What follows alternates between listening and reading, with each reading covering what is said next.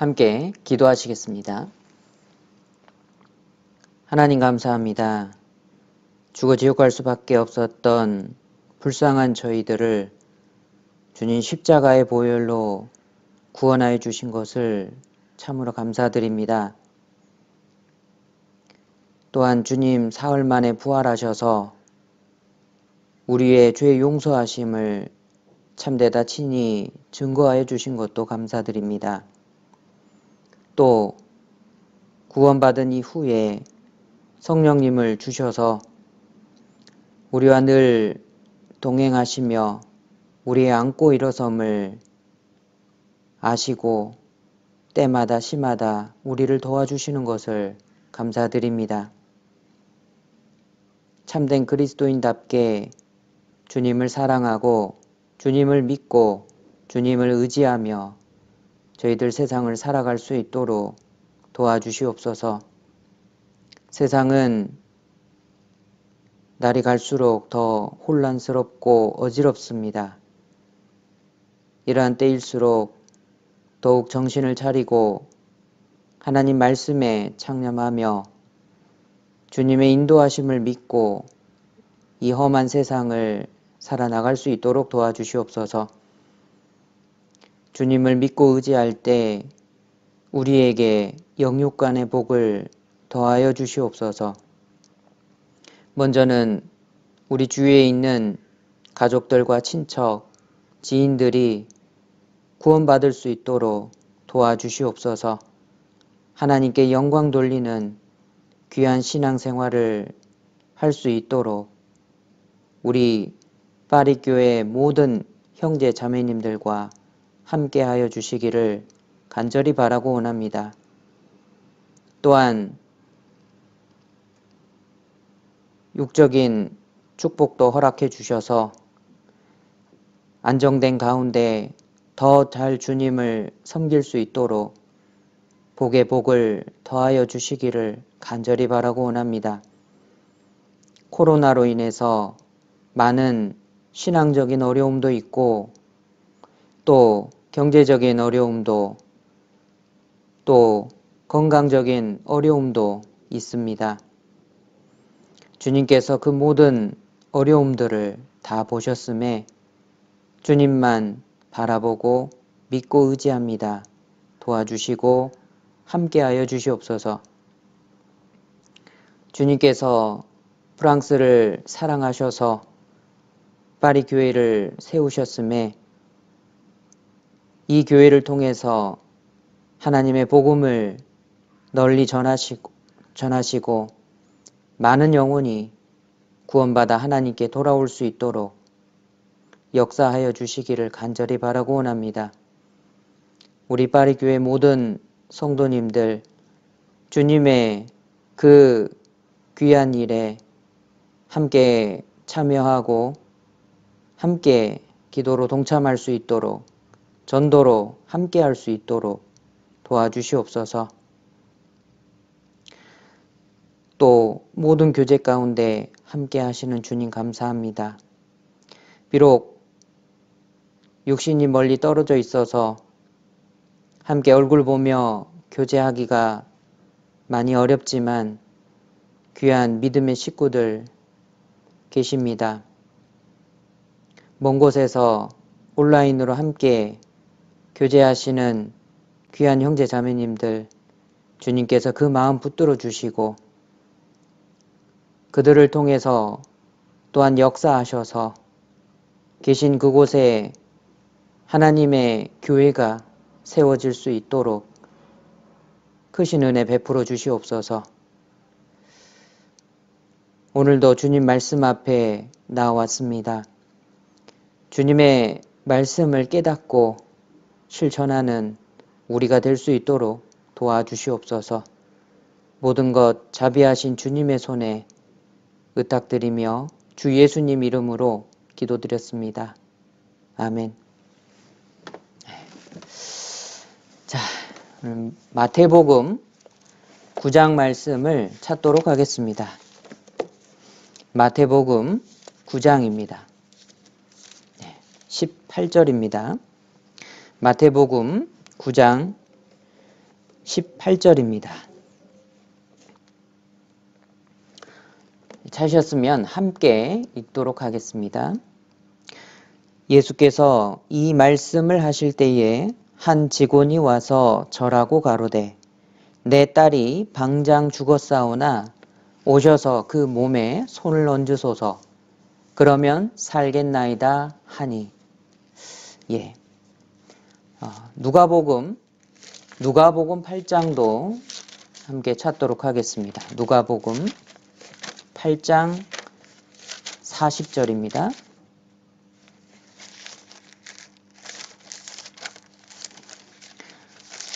누가복음 8장 40절, 41절, 42절 말씀을 세 절을 또 함께 읽도록 하겠습니다. 이에 회당장인 야이로라 하는 사람이 와서 예수의 발 아래 엎드려 자기 집에 오시기를 간구하니 이는 자기에게 12살 먹은 외딸이 죽어가미러라. 예수께서 가실 때에 무리가 옹이하더라. 예, 됐습니다. 마태복음 9장 18절 그리고 누가복음 8장 40절로 56절 말씀 그리고요. 이 마가복음 5장에는 같은 사건을 기록하고 있습니다. 회당장 야이로의 딸이 살아난 사건이 기록되어 있습니다. 그리고요.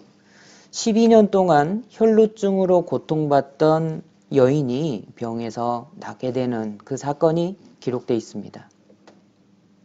그런데 좀 특이한 것은요. 이 두 사건이 겹쳐져서 이렇게 지나가게 됩니다. 다른 일들처럼 각각 하나의 경우로 기록하실 수도 있습니다. 각각 다른 일로 일어날 수도 있어요. 두 개의 방향이 서로 다릅니다. 방향이 다른 서로 두 가지의 일이 같은 시간, 같은 장소에서 겹쳐서 일어나게 된 겁니다. 이것이 우연이 아니에요. 우리에게 정말 중요한 교훈을 주시려고 하나님께서 이 두 가지 사건을 성경에 기록해 두신 것이 틀림없다라고 생각이 됩니다. 우리 인생이 이와 같지 않습니까? 나는 정말 간절하게 기도하고 또 이루어지기를 원하는데요. 가장 중요한 그 순간에 다른 일이 겹치는 겁니다. 그래서 내가 간절히 바라고 원하던 일이 이루어지지 않게 보이는 경우가 적지 않습니다. 실망하는 경우가 많아요. 만약에 그런 순간이 나에게 찾아온다면 나는 두려워하지 않고 주님만 믿고 의지할 수 있을까? 우리는 이 점을 생각하고 묵상을 해볼 필요성이 있습니다. 예수님께서 묵은 포도주와 새 포도주에 관한 말씀을 하고 계셨습니다. 그 말씀을 하실 때 한 직원, 그러니까 회당장 야이로라는 사람이 주님께로 나와왔어요. 방금 읽으셨던 마태복음 9장 18절에 한 직원이 와서 절하고 가로되 내 딸이 방장 죽었사오나 오셔서 그 몸에 손을 얹어주세요. 그러면 살 것입니다. 이렇게 말을 하는 거예요. 그런데 누가복음 8장 42절에는요. 42절 다시 한번 보시죠. 이는 자기에게 12살 먹은 외딸이 있어 죽어가미러라. 여기 마태복음 9장 18절에서는요. 내 딸이 방장 죽었습니다. 이렇게 이야기를 하고 있고요. 이 야이로는요. 누가복음 8장 42절에 말씀한 것처럼 딸이 죽어가고 있었습니다. 딸이 죽어가고 있을 때 내 딸이 죽었습니다. 이렇게 이야기를 하는 거예요. 딸이 죽어가고 있을 때 예수님께 나와왔고요. 그리고요, 도중에 죽었다는 소식을 들었습니다. 하지만 그때도 주님을 믿고 신뢰하였습니다. 그랬기 때문에 여기에 이렇게 기록을 해놓은 것일 겁니다. 우리 마가복음 5장 23절에요. 또 같은 내용이 이렇게 나옵니다. 야이로가 내 어린 딸이 죽게 되었사오니 이렇게 이야기하거든요. 오셔서 그 위에 손을 얹으사 그로 구원을 얻어 살게 하소서 이렇게 부탁을 해요. 내 어린 딸이 죽게 되었습니다. 영어 성경에는 뭐라고 나와 있냐면요. 이 딸 아이가 죽음의 그 경계점에 놓여 있다라고 번역하고 있습니다. 그러니까 이거는요. 현재 야이로의 딸이 죽어가고 있고 야이로의 마음속으로는 죽은 것이나 다름없다라는 것을 설명해 주고 있는 거예요. 동시에 죽어가는 상황이나 이미 죽어버린 상황에서도 주님이시라면 내 딸을 살리실 수 있다 이 믿음을 가지고 있는 겁니다. 어떤 일이 벌어져 버린 상황에서요. 갈피를 잡지 못하는 우리 마음, 그렇죠? 이미 어떤 일이 내가 생각하기에 안 좋은 방향으로 이미 진행이 돼 버렸습니다. 그런 상황에서 우리는 갈피를 못 잡잖아요.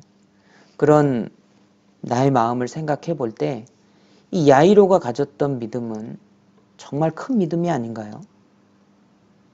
야이로는 무에서 유를 창조하신 그리고요 인간의 영혼과 몸을 창조하신 그 창조주 하나님, 그 전능하신 하나님을 믿고 있었던 겁니다. 이제 야이로는 드디어 예수님을 만났어요. 그래서 예수님의 발 앞에 엎드리고 절합니다. 무엇이 이 회당장 야이로를 예수님 앞에 나오게 하였습니까? 딸의 죽음이 야이로를 이끌어서 주님 앞에 무릎을 꿇도록 만든 거예요. 대개 우리 인간들은 자기 힘으로 어찌할 수 없을 때 그때서야 비로소 주님을 찾게 됩니다. 세상의 수단, 방법, 내 노력으로 되지 않을 때 그때서야 주님을 찾게 됩니다. 그때에는요. 회당장이라는 명예도 내려놓게 됩니다. 사람들의 평가, 사람들의 시선 이거에 대해서 눈치 보지 않게 됩니다. 그저 한 명의 연약한 인간으로 주님 앞에 나오게 되는 거죠. 감당하기 어려운 큰 어려움이 겸손하게 만들어줍니다. 그리고 주님 앞으로 나아와서 간구하게 만드는 거예요. 새벽 2시나 3시에 고통과 괴로움 때문에 잠을 청하지 못하는 때가 있지 않으셨습니까? 간절한 눈물로 기도해 보신 적이 있지 않으신가요?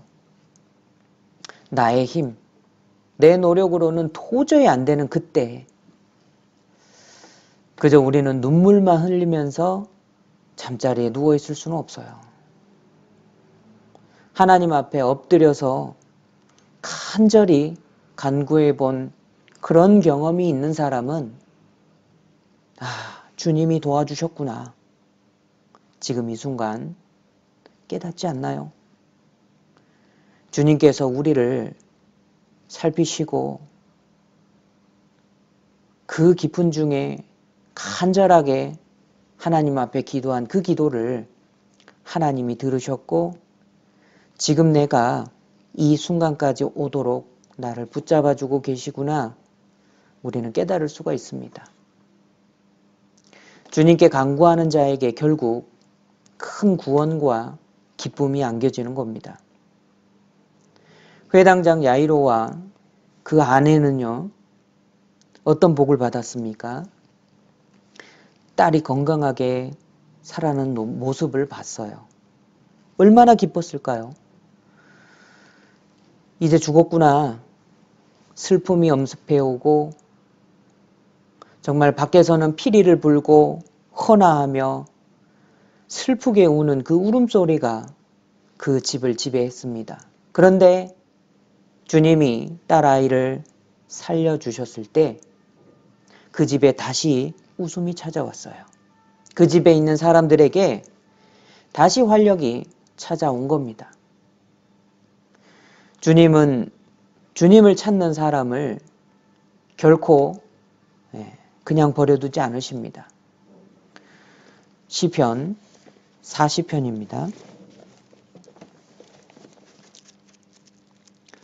시편 40편 16절입니다. 찾으셨으면 또 함께 읽도록 하겠습니다. 무릇 주를 찾는 자는 다 주로 즐거워하고 기뻐하게 하시며 주의 구원을 사랑하는 자는 항상 말하기를 여호와는 광대하시다 하게 하소서. 무릇 주를 찾는 자는 다 주님으로 즐거워하고 기뻐하게 하십니다. 주의 구원을 사랑하는 자는 하나님은 참으로 광대하시다 라고 이야기하게 돼요. 하나님은 주님을 찾는 사람을 만족을 주시는 분이에요. 주님을 찾는 자는 다 기뻐하게 됩니다. 하나님이 얼마나 크신 분인지 우리는 보게 될 거예요. 이 야이로가 예수님 앞으로 나아오도록 이끈 게 뭐였냐면 딸이 죽어가고 있는 거예요. 사람에게 고통과 고난은 주님을 찾는 수단이 되는 겁니다. 하나님께서 사람을 하나님께로 이끄시는 수단들이 몇 가지가 있습니다. 첫 번째로는 말씀을 통해서, 말씀 배우는 것을 통해서 주님께로 이끌어 주셔요. 요한복음 6장에 잘 나와 있습니다. 우리에게 말씀을 주시고 깨닫도록 도와주시는 거예요. 그래서 예수님께로 이끌어 오십니다. 요한복음 6장 68절에 베드로가 이렇게 고백하죠. 주여 영생의 말씀이 계심에 우리가 누게로 가오리까. 하나님의 말씀, 영생의 말씀이 주님께로 인도해 오시고 다른 곳으로 가지 않도록 붙잡아 주시는 거예요. 이렇게 베드로가 고백했는데요. 그런 것처럼 우리도요, 하나님의 말씀의 인도를 받아서 여기까지 왔습니다. 앞으로도 말씀의 인도를 받아서 계속 주님 안에 거할 것입니다. 그런데요, 이 말씀은 언제 깨달아지느냐? 어려운 가운데 있을 때 더 확실하게 깨달아지는 겁니다. 왜 그러냐면 이 인간의 본성이 정말 나약합니다. 상황에 따라서 마음이 흔들리고 때로는 교만해지기도 하는 겁니다. 그런 특성이 있습니다. 웬만해서는 내 마음이 꺾이지 않습니다. 그렇기 때문에 고난이라는 특별한 하나님의 사랑으로 인도하시는 거예요. 그래서 고난을 통해서 주님께로 또 인도해 가십니다. 주님은 고난을 통해서 주님께로 이끄시는 거예요. 질병이라는 고난을 통해서 주님께로 나아간 적 있으십니까? 내가 아픈 거, 나의 질병도요, 정말 말 못할 그런 고통과 큰 아픔입니다. 그런데 그것보다 더 아픈 것은요, 내가 사랑하는 사람들, 그 사람들의 질병과 죽음, 이거는 정말 내 마음이 아픈 거예요. 내가 사랑하는 사람들의 고통과 고난이 뻣뻣한 나의 무릎을 꺾습니다. 주님 앞에 엎드러지게 하는 거예요. 주님은 질병이라는 그 고통으로 하나님 앞에 나오게 하십니다. 또 내가 사랑하는 사람들 참 어찌할 수 없잖아요. 그들의 질병, 고난, 고통. 내가 할 수 있는 거는 정말 눈물 흘려 기도하는 것밖에 없어요. 그들의 고통이 메마른 나의 두 눈에 뜨거운 눈물이 흐르게 합니다. 간절히 기도를 하도록 만들어 주는 거예요. 고난은요, 철심보다 더 두꺼운 내 목을 겸손하게 숙이게 만드는 겁니다. 굳게 닫혀진 나의 입술을 열어서 하나님께 기도하게 만드는 거예요. 고난은 주님 앞에 가장 빨리 도착하는 지름길이 되는 겁니다.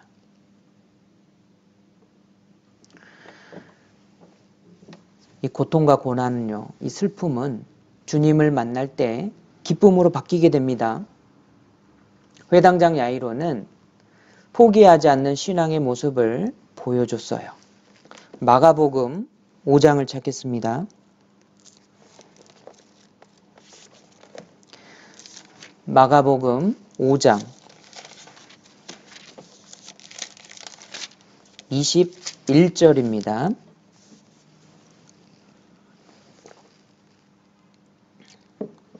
마가복음 5장 21절로 23절 제가 읽도록 하겠습니다.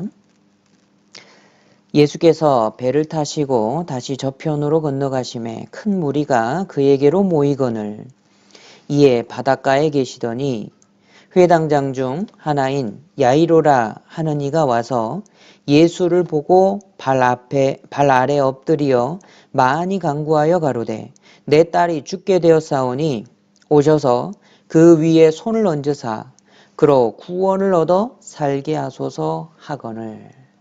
네.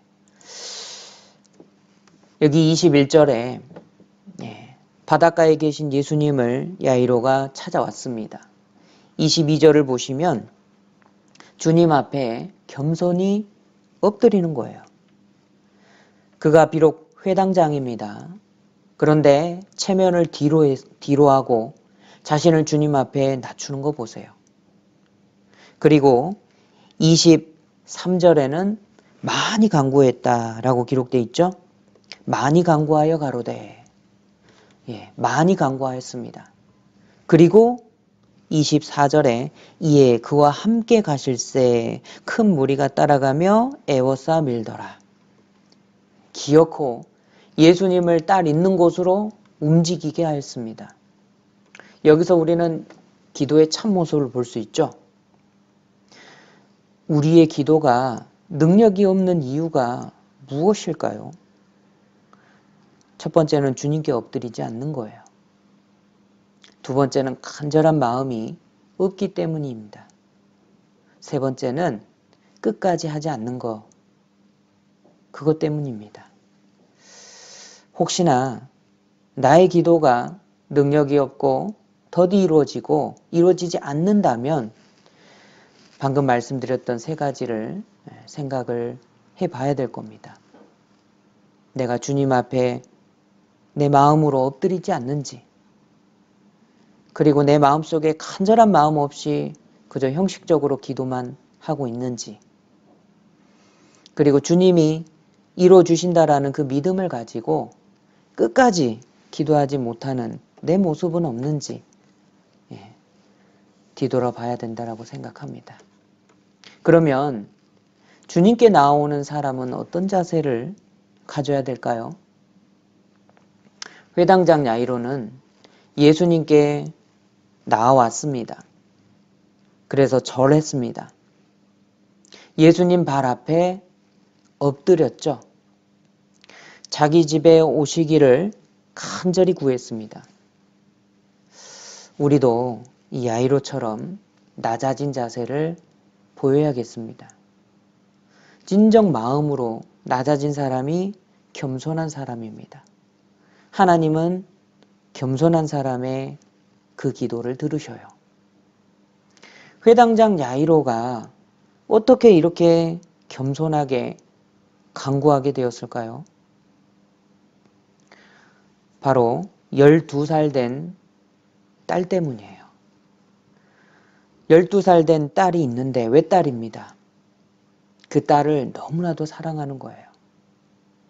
딸에 대한 불타는 사랑이 모든 것을 다 포기하게 만든 겁니다. 이때 당시에 회당장이 많이 있었습니다. 한두 명이 아니었습니다. 그렇다면 왜 야이로는 다른 회당장들과 다르게 행동했습니까? 야이로는 하나님을 믿었습니다. 그리스도를 소망하는 사람이었어요. 예수님에 대한 것을 들었을 것이고 이분이야말로 구세주시구나 알게 되었습니다. 그리고 그때 자기의 사랑하는 딸이 죽게 된 겁니다. 내가 사랑하는 나의 외딸, 아직 어린 나의 사랑하는 딸 살려야 되겠다. 이 마음 하나밖에 없었습니다. 그래서 자존심도 다 내려놓고 주님께 간구하는 걸 보셔요. 이거는 사랑의 힘입니다. 여기에서 우리는 사랑의 힘을 볼 수가 있습니다. 그런데요, 우리의 간절한 마음을 주님이 들으십니다. 그런데 간혹 하나님께서 기다리시는 경우가 있어요. 이 회당장 야이로의 딸이 곧 죽어가죠. 그런데 주님은 살짝 지체를 하시는 겁니다. 주님이 지체하시는 경우가 있습니다. 분명 하나님께 더 큰 영광이 되기 때문에 지체하시는 거예요.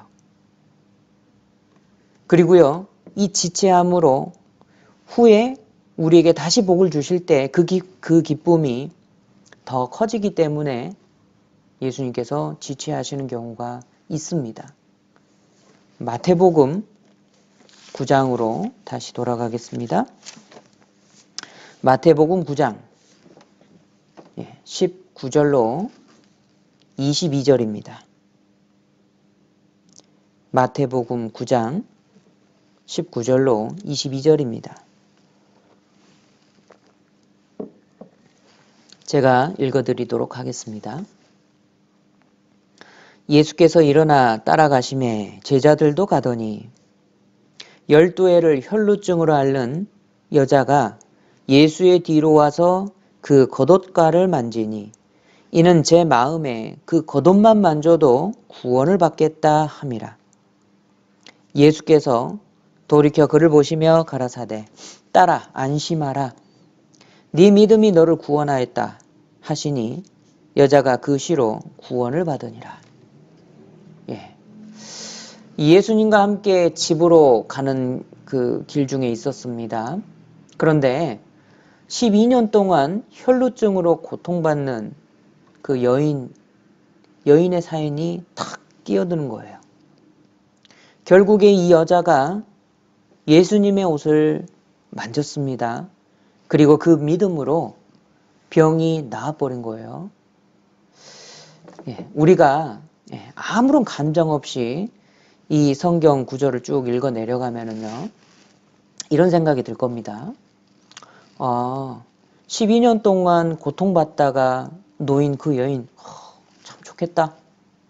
믿음이 크구나. 야, 이런 일이 있었네.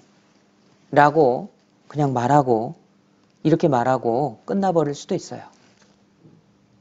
그런데 이 관점을요, 제3자의 관점이 아니라 우리는 야이로의 마음에서 그 사건을 본 그 관점으로 옮겨 가볼 필요가 있습니다. 지금이 어떤 상황이죠? 사랑하는 딸이 죽음의 문턱을 넘어가고 있는 중이에요. 그런데 어떤 여인이 끼어드는 겁니다. 이 야이로의 관점에서는요, 이 끼어들었다라는 표현이 너무나도 적당할 겁니다.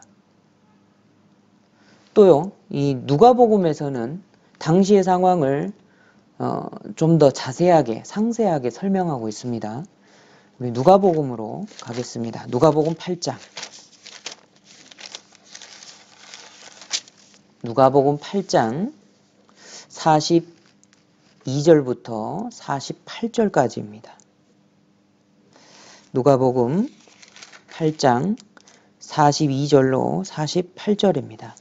한 절 한 절 보시면서 설명드리도록 하겠습니다. 42절을 보시면요. 이는 자기에게 12살 먹은 외딸이 있어 죽어가미러라. 예수께서 가실 때에 무리가 옹이하더라. 네. 이 야이로의 관점에서는 자기 외딸이 죽어가고 있죠. 그런데 예수님이 가실 때 무리가 옹이하고 있는 거예요. 자기의 사랑하는 딸은 총각을 다투고 있는데 사람들이 너무나도 많은 겁니다. 많아도요, 너무 많은 거예요. 안 그래도 걸어서 가려면 시간이 꽤 걸리는데 무리가 옹이하는 겁니다. 그러니까 더욱더 천천히 갈 수밖에 없죠. 그런데 그때 이 문제의 여인이 탁 끼어드는 거예요. 43절. 이에 12해를 혈루증으로 앓는 중에 아무에게도 고침을 받지 못하던 여자가 44절입니다. 예수의 뒤로 와서 그 옷가에 손을 대니 혈루증이 즉시 그쳤더라. 42절에 말씀하신 것처럼 이 많은 사람들이 옹이하고 있었죠. 주로 남자들이 예수님 가까이 걸었을 겁니다. 그러니까요. 이게 무엇을 뜻하냐면 이 12의 혈루증으로 앓고 있던 여인은 그 큰 무리를 뚫고 들어가서 남들 몰래 예수님 옷자락을 쓱 만진 거예요. 이 여인은요. 힘들고 두렵고 수치스러웠을 겁니다. 그런데 그것을 극복하고 그 무리를 뚫고 들어가서 예수님과 만난 거예요. 아니요. 결국 이 여인은 그러한 것들을 극복한 것이 아니라 자기 자신을 극복한 겁니다. 자기 자신을 극복하고 예수님의 옷자락을 본 거예요. 예수님의 옷자락은 하나님의 자비이고 사랑이십니다. 우리 가운데 그 누구도 자기 환경이 어려워서 주님 앞에 서지 못하는 사람은 아무도 없습니다. 아무리 어려운 상황도 심지어 죽음까지도 각오해야 되는 상황일지라도 누구든지 주님의 옷자락을 만질 수가 있는 거예요. 다만 상황이 아니라 자기 자신을 극복하는 사람만이 옷자락에 흐르는 사랑을 느낄 수 있는 겁니다. 혈루증 여인에 대한 내용은요. 자세하게 이야기하자면 아마 또 하나의 설교가 될 겁니다. 그러니까 여기까지 간단히 여기까지만 말씀드리겠습니다. 자, 다시 야이로 회당장 야이로의 관점으로 다시 돌아가 보죠. 다 좋습니다. 다 참을만 했을 겁니다. 무리가 너무 많아서 너무 많이 따라오기 때문에 속도가 너무 느린 것도 참을 수 있었습니다. 12해를 혈루증으로 고생한 여인이 갑자기 끼어들어서 복을 받아버렸죠. 이것도 참고 이해할 만한 상황이니까 넘어갈 수가 있었습니다. 혈루증을 고쳐주셨으니까 좋은 것 아닌가? 고쳐주셨으면 그냥 계속 가시면 좋으련만. 그런데 예수님이 갑자기 멈춰 서신 거예요. 예수님께서 멈춰 서신 것은 어떤 의도를 가지고 지체를 하시는 겁니다. 45절을 보겠습니다. 누가복음 8장 45절. 예수께서 가라사대 내게 손을 댄 자가 누구냐 하시니 다 아니라 할 때에 베드로가 가로되 주여 무리가 옹이하여 미나이다. 예수님 말씀하십니다. 내게 손을 댄 자가 누구냐? 그러니까요. 다 아니라고 하죠. 이 말은 무슨 뜻입니까? 이렇게 둘러보실 때에 저 아니에요. 저 아니에요. 이렇게 이야기를 했다라는 거예요. 이 말씀은요. 그 확인하는 동안도 시간이 가고 있는 겁니다. 다 아니라고 하는 거예요. 다 아니라 할 때에 베드로가 이야기하죠. 주님, 우리가 옹이에서 밉니다. 역시 베드로죠. 거리낌이 없어요. 주님, 이 많은 사람들이 옹이하는 거 안 보이세요? 누가 밀려서 떠밀려가지고 이렇게 좀 만졌겠죠. 주님, 지금 시간도 없는데 그만 좀 가시죠. 회당장 야이로의 마음을 베드로가 알기라도 한 듯이 이렇게 이야기하는 겁니다. 아마 야이로에게 이야기하라고 했다면 똑같이 말하지 않았을까요? 같은 마음이었을 겁니다. 그런데요, 예수님께서는 시간을 더 지체하시면서 굳이 나타내시기를 원하시는 거예요. 스스로 나올 때까지 예수님은 기다리시는 겁니다. 46절 보시죠. 예수께서 가라사대 내게 손을 댄 자가 있도다. 이는 내게서 능력이 나간 줄 알미로다 하신대. 예수님이 말씀하십니다. 아니다. 우연히 만진 게 아니라 누군가가 마음을 품고 나를 만졌느니라. 내게 손댄 자가 있다. 왜냐하면 내게서 능력이 나갔다. 이거를 말씀하시는 거예요. 다 아시고 이야기를 하시는 겁니다. 그러니까 이 여인은 주님이 자기를 부르시는 것을 안 겁니다. 예수님께서 내게서 능력이 나갔다 라고 말씀하시는 것은요. 분명히 혈루증을 낫게 한 능력을 말씀하시는 것이거든요. 자기 몸을 보니까 나았거든요. 자신의 병을 고칠 수 있는 능력이 예수님에게 있고 그리고 마음으로 믿었기 때문에 예수님 앞에 선 이 여인은요. 그 마음, 주님은 이미 그 여인의 마음을 다 알고 계셨습니다. 그러니까 이 여자가 숨기지 못하겠구나. 나를 부르시는구나. 알고 두려운 마음으로 이제 예수님 앞에 나아갑니다. 47절 여자가 스스로 숨기지 못할 줄을 알고 떨며 나와 엎드려 그 손댄 연고와 곧 나은 것을 모든 사람 앞에 고하니. 그래서 주님 앞에 나와서 이제 모든 사람 앞에 왜 자신이 그 손을 대었는지 그리고 그 결과 자기 병이 이렇게 나았다라는 것을 이제 이야기하였습니다. 48절에요. 예수께서 이르시되 딸아 네 믿음이 너를 구원하였으니 평안히 가라. 주님께서는 이 여인이 간증하는 것을 통해서 하나님께 영광이 나타나기를 원하셨습니다.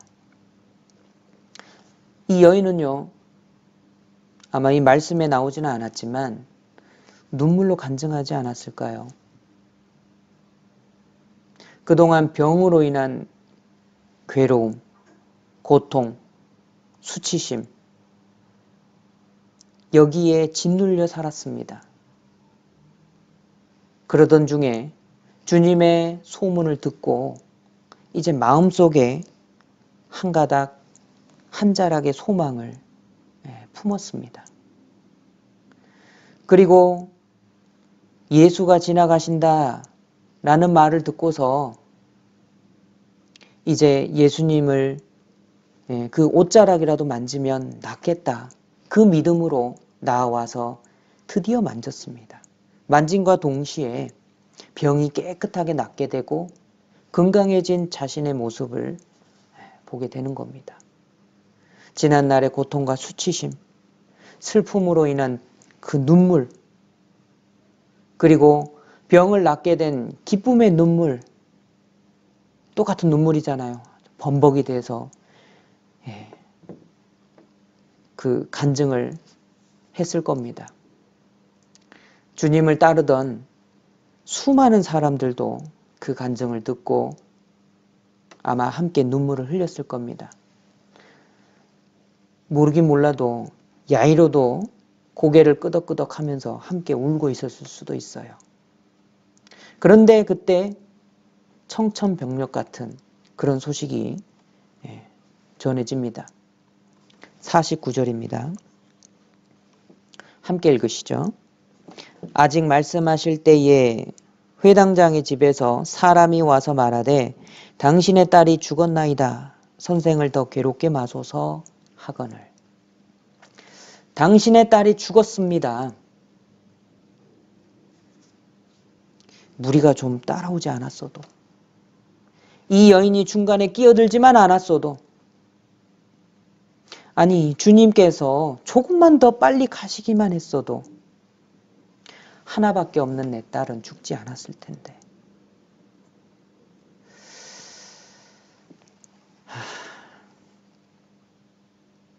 안타깝지만 이렇게 한 가닥 소망이 사라질 때요, 믿음을 저버리는 사람들이 꽤 많습니다. 지금도 자기의 어려운 사정을 주님이 보시지 않는다고 단호하게 말하는 사람들이 있어요. 그러면서 교회를 떠나버리는 겁니다. 주님을 떠나는 사람들이 지금도 많습니다. 이런 찬양이 있습니다. 내가 아무리 고통을 당했어도 내 주님의 고통에 비할 수 없네. 내가 지고 있는 십자가, 내가 지고 있는 십자가 아무리 무거워도 내 주님이 지신 십자가 생각하면 이거는 아무것도 아니다. 이런 찬양이 있습니다. 그런데요, 어떤 분은 이 찬양을 들으면서 이렇게 이야기하는 거예요. 나는 내가 지고 있는 십자가가 더 무거워. 다른 사람들이 나를 몰라서 그래. 내 상황을 몰라서 그래. 주님은 내 마음 아시려나? 주님은 나를 돌아보지 않고 있어. 혼잣말로 이렇게 이야기하는 것을 직접 들었는데요. 그때 뭐라고 해줄 말이 없었습니다. 어떤 위로도 권면도 그분은 받지 않을 것이기 때문이었어요. 그 마음은 이미 닫혀 있었습니다. 결국 그분은요, 교회를 떠나버렸어요. 지금도 이런 분들이 정말 많습니다. 크게 오해하는 거죠. 주님은, 십자가를 지신 주님은 우리의 죄만을 지고 계시는 게 아니에요. 그분은 나의 모든 질고를 다 아시고 나의 모든 무거운 것들을 다 지신 분이에요. 아니요, 내 인생의 전부를 지고 계시는 하나님이십니다. 주님은 다 아셔요. 예수님은요, 이런 야이로의 마음조차도 이 연약한 마음이죠. 믿음이 있었지만 순간 어려운 상황이 다가오고 막상 원하지 않던 정말로 절망적인 그 결과가 다가왔을 때 당황하고 무너지는 그 마음. 예수님은 이 야이로의 연약한 믿음, 그 마음도 다 알고 계셨습니다. 그래서 야이로에게 위로하시는 거예요. 믿음을 잃지 않도록 격려해 주시는 겁니다. 50절 누가복음 8장 50절 함께 읽으시죠. 예수께서 들으시고 가라사대 두려워 말고 믿기만 하라. 그리하면 딸이 구원을 얻으리라. 얼마나 안타깝고 답답했을까요? 그런데 이 눈앞이 캄캄해지는 이런 상황에서도 우리는 이 믿음을 잃지 않았으면 좋겠어요. 주님은 종종 이렇게 하십니다. 요한복음 11장 6절에 한번 찾아볼까요? 요한복음 11장 6절입니다. 요한복음 11장 6절 함께 읽으시죠. 나사로가 병들었다 함을 들으시고 그 계시던 곳에 이틀을 더 유하시고 주님 들으셨어요. 나사로가 병들었다. 곧 죽을 거다. 다 알고 계셨습니다. 그런데 계시던 곳에 이틀을 더 유하셨어요. 곧바로 일어나서 가시지 않으시고 이틀을 더 머무시는 겁니다. 더 시간을 지체하시고 더 미루시는 겁니다.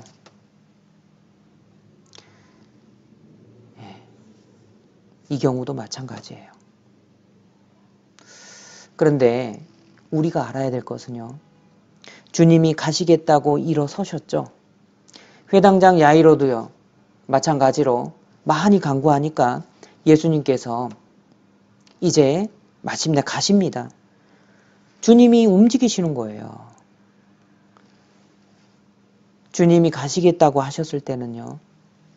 어떻게 지체되는 상황이 생기더라도 우리는 실망하면 안 돼요. 주님은 하나님의 말씀을 붙잡는 사람을 절대 실망시키지 않으십니다. 뭐라고 하십니까?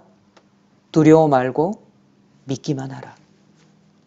주님은 시간을 초월해서 역사하시는 분이에요. 그러니까 시간적인 총각을 다투는 문제라 하더라도 그것 때문에 실망하면 안 돼요. 시간차가 중요한 게 절대 아닙니다. 사람에게는 죽음이라는 벽이 너무나도 큰 것이고 앞, 뒤로 어떻게 할 수 없기 때문에 사람은 이 시간의 구속을 받지 않습니까? 그러니까 그 어떤 일이 벌어지기 전에 그 큰 일이 벌어지기 전에 해결되는 것을 정말 간절히 바라요. 그런데 하나님 편에서는 시간차가 중요한 게 아닙니다. 왜냐하면 하나님은 전능하신 분이기 때문에 그래요. 그래서 우리는 혹 내가 보기에 늦은 감이 있더라도 실망해서는 안 됩니다. 하나님은 없는 것 가운데서 있는 것을 불러내시는 창조주 하나님이셔요. 그렇기 때문에 두려워 말고 믿기만 하세요. 아브라함은 자식을 주겠다는 약속을 받았습니다. 그런데 그 약속이 지체됐어요. 그런데 아브라함은요, 그 약속을 믿기만 하면 됐어요. 하나님 주실 거다. 반드시 주신다. 하나님 나한테 약속하셨다. 그리고 그 믿음대로 독자 이삭을 받았습니다. 로마서 4장을 찾겠습니다. 로마서 4장 18절입니다.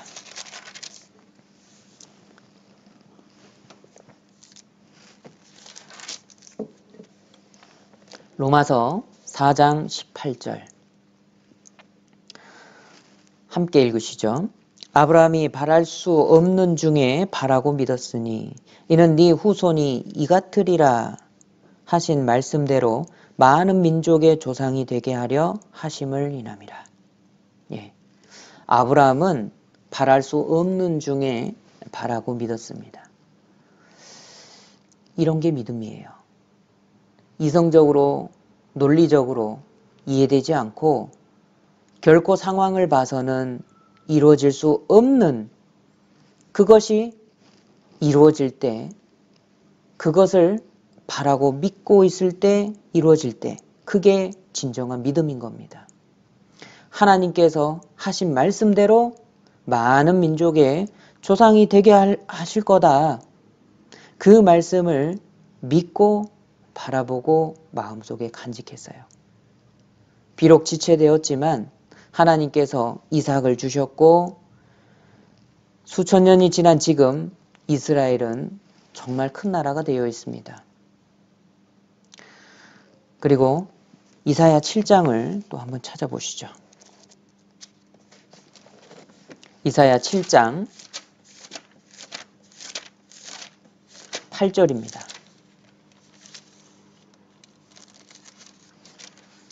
이사야 7장 8절.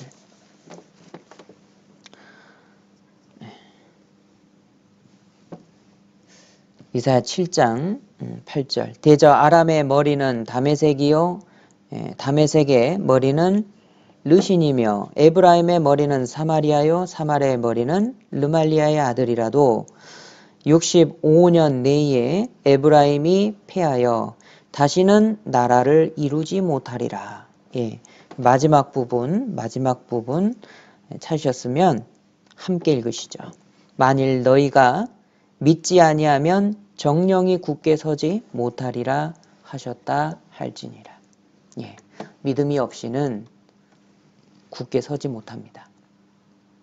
역대하 20장 20절에 말씀하신 것처럼 오히려 그 반대로 너희는 너희 하나님 여호와를 신뢰하라.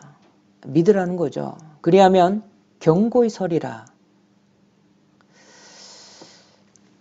일이 지체될 때도 우리 사람 편에서 해야 될 일이 있습니다. 내가 보기에 일이 더디 이루어지고 상황이 안 좋아지고 있는 것 같이 보여도 하나님은 그저 지켜만 보고 계신 것 같이 보일지라도 사람 편에서 해야 될 일이 있어요. 믿으라. 두려워 말고 믿기만 하라. 그리하면 딸이 구원을 얻으리라. 이 아브라함은 약속이 더딜 때도 믿었습니다. 그리고 마침내 독자 이삭을 얻었습니다. 이 나와 주님 사이에요. 다른 사람이 개입하는 것 같이 보일 때가 있어요. 끼어드는 거죠. 왜 자꾸 끼어들어? 이렇게 불만하고 화내는 사람도 있습니다. 그런데 나와 주님 사이에 다른 사람이 개입되는 것 같이 보여도 화내지 마셔요. 성내지 마셔요. 초조해하지도 마셔요. 그 사람은 그 사람대로 주님이 따로 인도하시고 나는 나대로 인도해 가시는 겁니다. 그 사람이 끼었다고 해서 하나님이 나에 대한 계획을 방향을 수정한다든지 복이 내려올 복이 안 내려온다든지 그러지 않아요. 회당장 야이로와 주님이 걸어가는 그 길에서 혈루증 앓는 여인이 갑자기 끼어들었죠. 그래서 주님이 마치 그 여인에게 더 큰 관심을 기울이고 야이로의 문제는 뒤로 제쳐놓은 것처럼 여겨질 수도 있었습니다. 왜냐하면 한순간이 급한 야이로였고 야이로의 딸은 총각을 다투면서 사경을 헤매고 있었거든요. 그렇게 보일 수도 있어요. 주님이 내 문제를 다루지 않아 주시는 것 같다.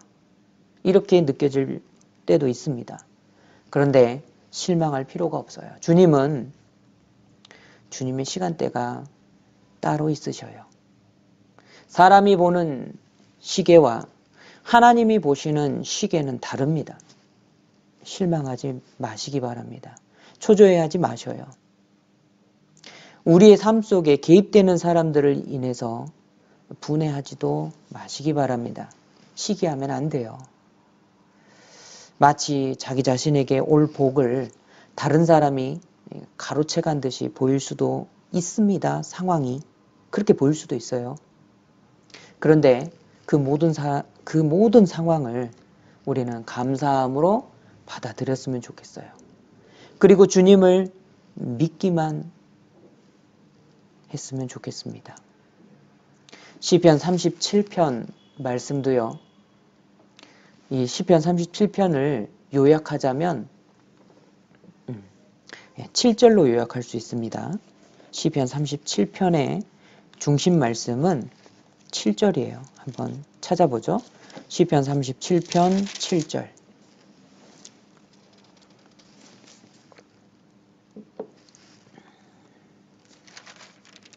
시편 37편 7절입니다.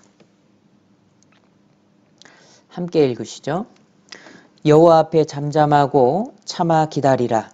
자기 길이 형통하며 악한 꾀를 이루는 자를 인하여 불평하여 말지어다. 이 시편 37편은 성실하게 자기 일을 하면서 주님의 인도하심 그리고 역사하심을 기다리라, 이런 말로 요약될 수 있습니다. 이 시편 37편이 다윗의 시잖아요. 이 주님과 다윗 사이에는요, 아무 문제가 없었습니다. 그런데 누가 꼈죠? 사울이 끼어든 거예요. 그런데 이 다윗과 주님 사이에 사울이 개입됐지만 그 모든 게 결국 찬송으로 바뀌었잖아요. 또 요셉과 주님 사이도 정말 좋았어요. 그런데 형제들이 끼어들어서 애굽의 노예로 팔아버렸죠. 그런데 도리어 그것이 구원이 되고 축복으로 바뀌었잖아요. 요셉과 주님 사이에 보디발의 아내가 끼어들었습니다. 그런데 그 과정도, 그 끼어듦도 결국 애굽의 총리가 되는 과정 중에 하나였다라는 거죠. 결국은 하나님께서 축복으로 바꿔주셨습니다. 우리의 삶에 누가 끼어들던 그것을 믿음으로 받아들였으면 좋겠어요. 우리는 주님을 믿기만 하면 됩니다. 주님은 전능하신 분이에요. 그러니까 손해를 보지 않게 하십니다. 주님은 자신을 믿는 자를 축복하시는 겁니다. 우리 인생의 길에 그 중간에 다른 사람이 끼어들어서요, 그 사람이 더 큰 은총을 받는 것처럼 보일 수도 있습니다. 그래도 시기하거나 질투하지 않았으면 좋겠습니다. 그 사람은 그 사람대로 주님이 인도해 가시고 우리 각자는 우리 각자대로 인도해 가시고 복을 주셔요. 왜냐하면 주님은 나의 주님만 되시는 게 아니라 모든 사람의 구주이시고 모든 사람의 인도자이시기 때문에 그래요. 나의 하나님이 옆에 계신 형제 자매님들의 하나님이시고 구원받지 못한 사람들의 하나님도 되시는 겁니다. 그러니까 우리가 주님과 함께 걷는 그 중에 있다면요, 우리가 주님과 함께 동행하고 있다면 우리 삶에 끼어드는 모든 사람들을 감사함으로 받읍시다. 저 사람은 없애야 되는데 저 사람 때문에 내가 이래, 이런 생각은 꿈에도 하지 않았으면 좋겠어요. 성경은 뭐라고 말씀하십니까? 저 사람이 끼어들건 안 끼어들건, 저 사람으로 인해서 복이 오는 것 같이 보이건 저 사람으로 인해서 화가 임한 것처럼 보이건 상관없이 범사에 감사하라 라고 성경은 말씀하고 계십니다. 이 주님께서 이 야이로의 연약한 믿음을 또한 붙잡아 주셨어요. 두려워 말고 믿기만 하라. 이 베드로의 믿음을 위해서도 주님은 기도를 해 주셨거든요. 야이로의 믿음도 붙잡아 주시고 베드로의 믿음을 위해서도 사단이 까불어 버리려고 청구했지만 예수님께서 베드로 믿음을 위해서 기도하셨다고 했어요. 그 주님께서 지금 우리의 믿음도 붙잡고 계시는 겁니다. 두려워 말고 믿기만 하라. 네 믿음대로 될지어다. 믿음이 모든 상황을 이기며 주님의 기적을 보게 하여 줍니다. 다시 누가복음으로 돌아가겠습니다. 누가복음 8장 54절 55절입니다. 54절과 55절 찾으셨으면 함께 읽겠습니다. 예수께서 아이의 손을 잡고 불러 가라사대 아이야 일어나라 하시니 그 영이 돌아와 아이가 곧 일어나거늘 예수께서 먹을 것을 주라 명하신대.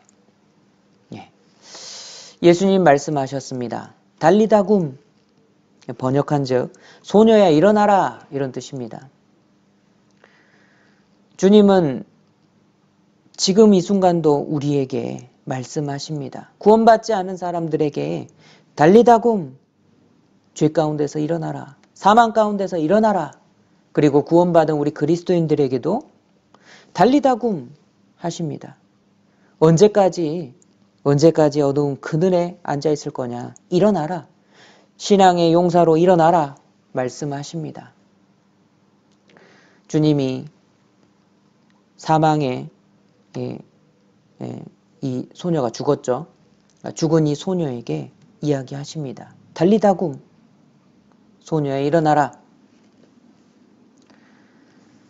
주님은요 믿음이 있는 야이로를 위해서 그리고 믿음으로 함께하고 있는 그 사람들을 위해서 이 죽은 야이로의 딸을 살려주시는 기적을 보여주셨어요. 그리고요 누가 그 기적을 보았습니까? 믿음 있는 사람들이 보았습니다. 믿음 있는 사람들이 그들은 보았습니다. 그런데요 안타깝게도 또 뭐라고 말씀하시냐면요 데살로니가 후서 3장을 보시죠. 데살로니가 후서 3장입니다. 데살로니가 후서 3장 2절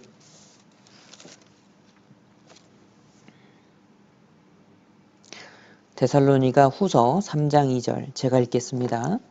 또한 우리를 무리하고 악한 사람들에게서 건지옵소서 하라. 믿음은 모든 사람의 것이 아님이라. 정말 안타까운 것은 믿음은 모든 사람의 것이 아니라는 거예요. 누가복음 19장도 가보시죠. 누가복음 19장 26절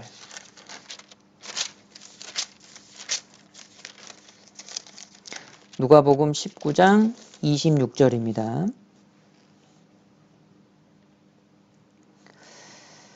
주인이 가로되 내가 너희에게 말하노니 무릇 있는 자는 받겠고 없는 자는 그 있는 것도 빼앗기리라. 또 믿음은요 이 부익부 빈익빈 현상이 나타나는 거예요. 믿음이 있는 사람은 더 큰 믿음으로 나아가는 경향이 있고요. 믿음이 없는 사람은 가지고 있던 그 작은 믿음도 사탄 마귀에게 빼앗겨 버리게 돼요. 주님은요 우리의 마음을 아시고 우리의 믿음을 아시는 겁니다. 그리고 주님은 제한하시는 분이에요. 누가복음 8장으로 다시 돌아가시죠. 누가복음 8장 51절입니다.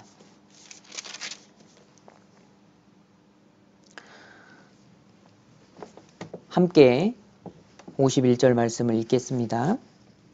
집에 이르러 베드로와 요한과 야고보와 및 아이의 부모 외에는 함께 들어가기를 허하지 아니하시니라. 주님은 제한시키시는 분이십니다. 아무에게나 주님의 능력을 드러내시는 게 아니에요.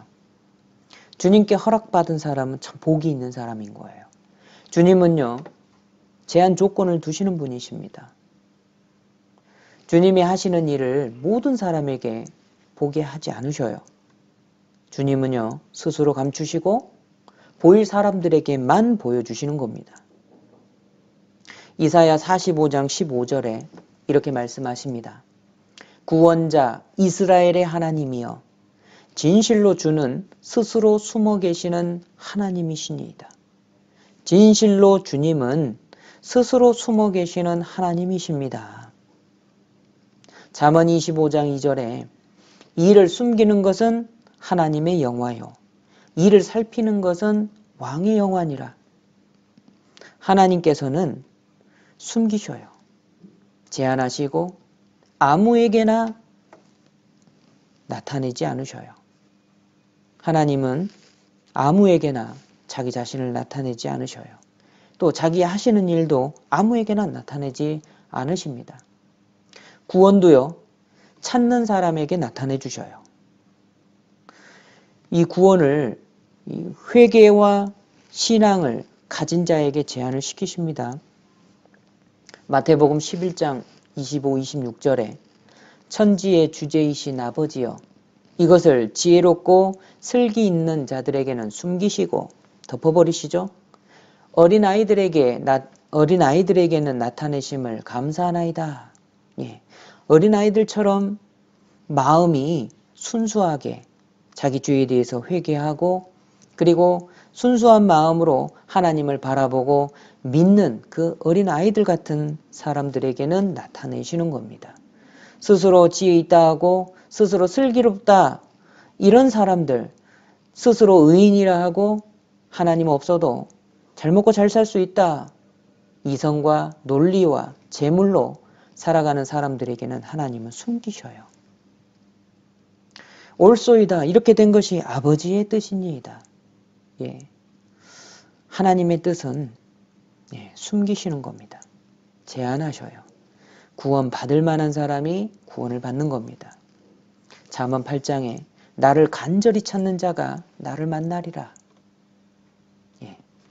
구원받은 이후에도 간절히 주님을 따르는 자에게 더 큰 은혜와 믿음을 보여주십니다. 여러분이 성경 연구가 결코 쉬운 게 아닙니다. 특히 저처럼요. 너무나도 평범한 전도인이죠. 잘난 거 별로 없고 똑똑하지도 않고요. 암송한다고 했는데 돌아서면 또 금방 잊어버리고요. 저처럼 평범한 전도인에게는요. 이 선교사의 직분은 감당하기 힘들 정도로 큽니다. 그리고요. 매주 한 번씩 주일 설교를 쓰잖아요. 그리고 매주 한 번씩 또 청년의 설교도 작성을 해야 됩니다. 또요.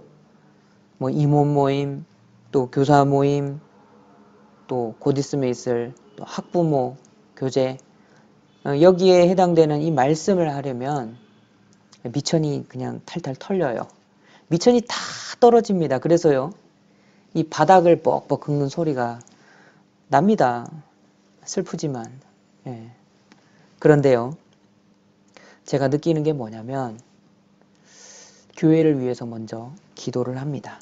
우리 성도님들이 힘을 얻고 정말 위로를 받으며 하나님을 사랑하고 교회를 사랑하는 그런 마음을 가지실 수 있도록 주님 말씀의 인도를 부탁드립니다.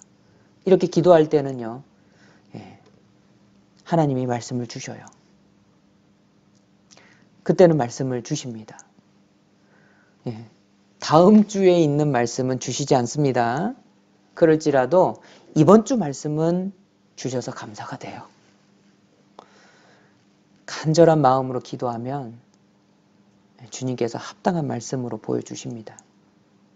그런데 제 마음이 합당치 못하고 간절함이 부족하면요. 하나님은 자신을 숨기셔요.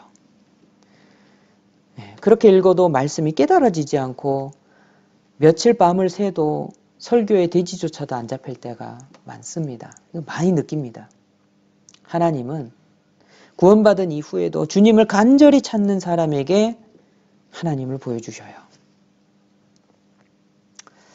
또요. 성경에 보면 아브라함에게 하나님께서 여러 번 나타나셨습니다. 그런데요. 하나님께서 아브라함의 조카 롯에게는 안 나타나셨거든요. 성경에 보면 롯도 구원받은 그리스도인이라고 말씀하셔요. 네. 그래서 롯을 소돔 고모라가 유황불로 멸망할 때 거기에서 구원해내기 위해서 천사들을 보내셨잖아요. 천사는 보내셨어도 하나님이 직접 나타나지는 않으셨어요. 예. 또 500명의 제자들이 있었습니다. 근데 그 500명의 제자들보다 70명의 제자들은 더 많은 것을 보았고 더 많은 것을 체험했습니다. 그 중에 12제자는 더 많은 것을 보았고 사도로 세움을 받았죠. 그 중에서 특별한 3명의 제자가 있습니다. 베드로, 야고보, 요한. 예수님께서 특별히 가까이 하시고 정말 이 야이로의 딸을 살리는 데까지 함께 간 이 3명의 제자가 있습니다. 이들은 더 많은 것을 보았고 더 많은 것을 체험했고 더 많은 것을 깨달았습니다. 하나님은 제한하시는 분이에요. 이 헤롯 대왕 아시죠? 헤롯 왕이 예수님을 간절히 보기를 원했습니다. 진짜 보고 싶어 했어요. 소문을 들었거든요. 그리고 마침내 예수님을 만났습니다. 그런데요, 예수님에게 많은 질문을 했는데 예수님은 전혀 말씀하지 않으셨습니다. 누가복음 23장에 나옵니다. 주님은 아셔요. 무슨 이적 같은 것을 보고자 하는 마음 때문에 질문을 했거든요.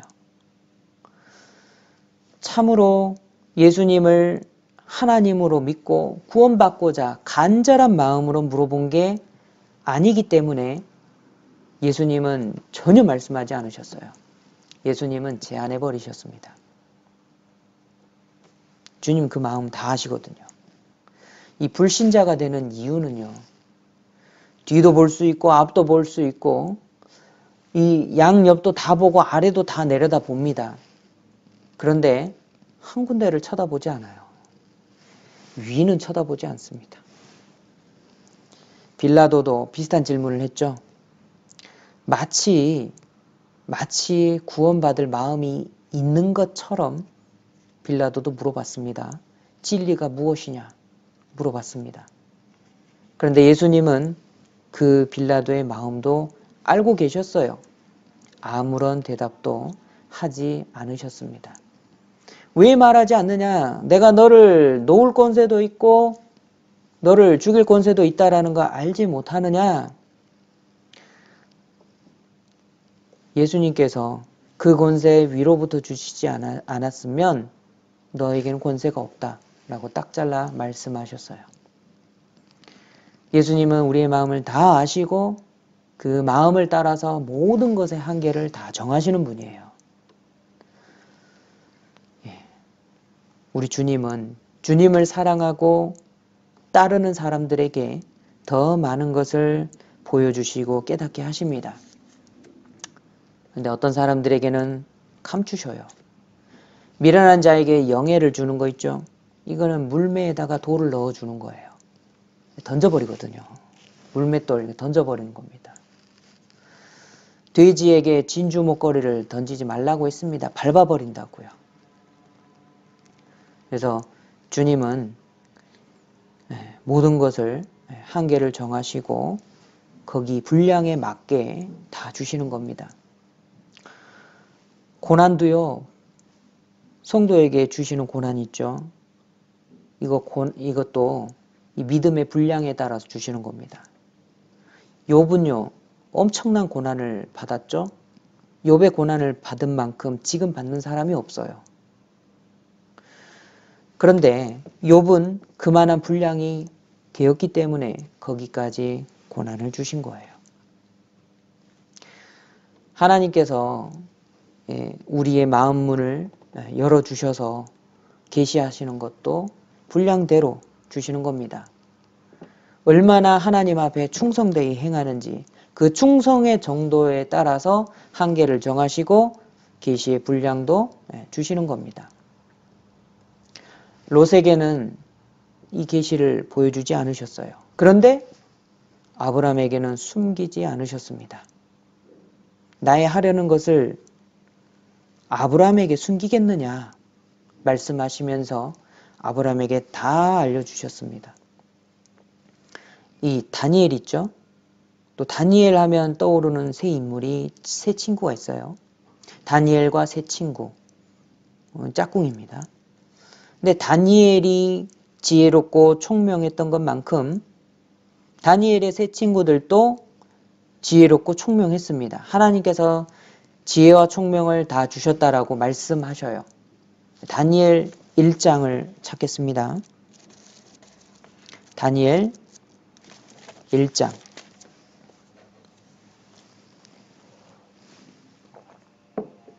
다니엘 1장 17절 함께 읽으시죠. 하나님이 이 네 소년에게 지식을 얻게 하시며 모든 학문과 재주에 명철하게 하신 외에 다니엘은 또 모든 이상과 몽조를 깨달아 알더라. 이 네 사람이 모든 지식을 얻고 학문과 재주에 명철하게 해주셨습니다. 다 똑같이 해주셨어요. 그런데 다니엘은 그거에 더해서 이상과 몽조를 깨달아 알았죠. 다니엘에게는요, 다른 걸 더해 주신 거예요. 계시의 분량도 그 분량에 따라서 충성의 정도에 따라서 하나님께서 한계를 정하시고 더해 주시는 겁니다. 그리고요, 이 사역을 맡겨주시는 것도 분량에 따라서 맡겨주시는 거예요. 바울 사도에게 맡기신 분량, 그리고 베드로 사도에게 맡기신 분량, 그리고 모든 전도인들에게 맡기신 분량이 다 달라요. 그리고 교회 가운데 세우신 임원들에게 맡겨주신 분량도 다 다릅니다. 자, 그리고요, 주님은 우리의 분량을 점점 키워가기를 원하셔요. 그리고 우리의 믿음이 성장함에 따라 우리의 그 모든 분량이 커져가게 하십니다. 이 배타적인 영역이 있어요. 들어올 수 없는 특정한 영역을 하나님께서는 못 보게 하십니다. 이게 머리 좋고 지혜로우면 볼 수 있을 것 같은데 사람의 지혜로 깨닫는 게 아니기 때문에요. 성경이나 교회의 일이나 전도되는 거나 이 모든 게 다 사람의 지혜나 능력으로 할 수 있는 게 전혀 없거든요. 그러니까 하나님께서 열어주시고 깨닫게 해주시지 않으시면 볼 수는 없습니다. 예전에는 히브리서가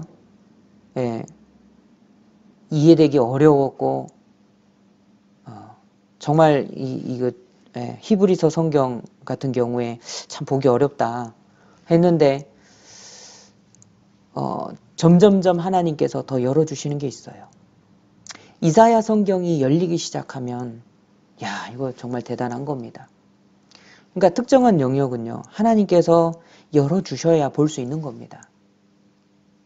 그런데요, 충성되고 간절한 마음으로 주님을 찾는 사람들에게 더 많은 것을 보게 해주신다라는 거예요. 에스겔은요, 다른 선지자들보다 훨씬 더 많은 걸 봤습니다. 요한도요, 사도 바울은요, 지금 성경 지식이 넘쳐나는 성경 설교가 넘쳐나고 있는 우리 시대에 우리가 보고 있는 것보다 훨씬 더 많은 것을 사도 바울은, 사도 요한은, 에스겔은 더 많은 걸 봤다라는 거예요. 주님은요, 우리도 더 많은 것을 보는 믿음으로 우리가 성장하기를 원하십니다. 마무리하시죠. 인생의 큰 풍랑이 다가올 때 그때는 우리가 주님을 깨워야 되는 때예요. 주님, 일어나서 돌아봐 주십시오. 고난이 찾아왔거든요. 고난을 주시는 이유는 하나님을 간절하게 찾도록 하시기 위해서입니다. 잠언 8장 17절에 나를 사랑하는 자들이 나의 사랑을 입으며 나를 간절히 찾는 자가 나를 만날 것이니라 말씀하셨습니다. 때로는요, 주님의 은혜의 손길이 더디 나타나는 것 같이 보일 때가 있어요. 내 인생의 어두운 터널은 빛을 보지 못하는 것 같은 그런 때도 있습니다. 그런데 그때도 두려워하지 마시고 믿읍시다. 주님은 반드시 응답하시고 나를 견고하게 세우시는 분이십니다. 그리고요, 주님께서 주시는 내 인생의 기적을 체험하였다면, 즉 창조주 주님이 나를 사랑하시는 것을 깨달았다면, 나를 위로하시고 나를 위하시는 분이 그 전능하신 하나님이시라는 것을 깨달아 아셨다면, 이제부터는 주님만 바라보고 그 믿음의 성장을 이루어 나갔으면 좋겠어요. 믿음의 성장을 이루는 방법은 지난 생활 집회 때 배우셨죠? 믿음으로 믿음에 이루는 겁니다. 그리할 때 주님은 더 큰 믿음을, 더 큰 은혜를 우리에게 보여주실 겁니다. 기도하겠습니다. 하나님 감사합니다. 회당장 야이로의 죽은 외딸을 살리신 그 기적을 오늘 배웠습니다.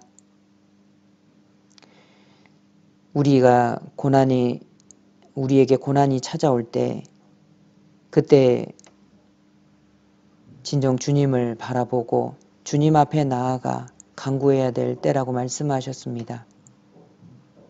또 내가 보기에 정말 어려운 상황으로 접어들고 다시 되돌릴 수 없을 것 같은 그런 고통과 슬픔이 찾아온다 할지라도 주님을 믿고 주님을 바라보라고 말씀하셨습니다. 그리고 우리가 더 간절한 마음으로 주님을 더 알기를 원하고 주님을 체험하기를 원할 때 주님께서 더 많은 것들을 보여주시고 더 큰 은혜로 채워주신다라고 말씀하셨습니다. 사랑하는 우리 파리교회 형제 자매님들, 이 어려운 상황에서 참으로 마지막 때가 가까운 이때에 주님 지켜주시고 더 큰 복으로 채워주시기를 원합니다. 한 사람도 주님을 원망하고 떠나지 않고 몸된 교회 가운데서 하나님과 동행하며 주님 오실 때까지 그 믿음을 지킬 수 있도록 도와주시옵소서. 그 믿음을 더욱 크게 하여 주시고 그 마음을 더 넓혀 주시기를 간절히 바라고 원합니다. 주님의 사랑과 은총이 우리 모든 교회 형제 자매님들에게 임하기를 간절히 바라고 원합니다. 주 예수님 이름으로 감사하며 기도드렸습니다. 아멘.